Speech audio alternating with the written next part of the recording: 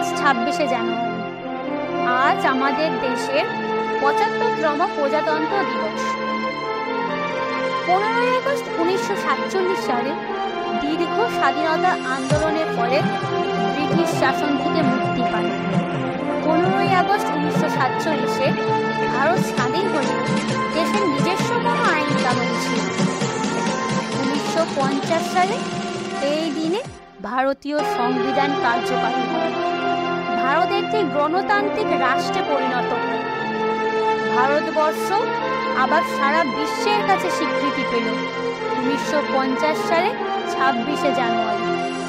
স্বাধীনতা ভারতের সংবিধান রচনা ২ বছর ১১ মাস ১৮ দিন সময় লেগেছিল। ডক্টর ভীমরাও আম্বেদকর এই সংবিধান রচনা করেছিলেন। ২৬শে জানুয়ারি এই দিনটি ভারতবর্ষের স্বাধীনতা দিবসের মতো একটা গুরুত্বপূর্ণ দিন।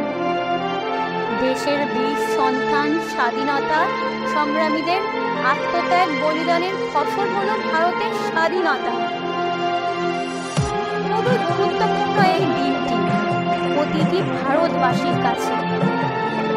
প্রজাতন্ত্র দিবস ভারতের একটি জাতীয় দিবস হিসাবে পালন করে থাকে। শতকোটি প্রণাম জানাই আমাদের স্মরণীয় বরণীয় বীর শহীদদের। জয় হিন্দ, জয় ভারত।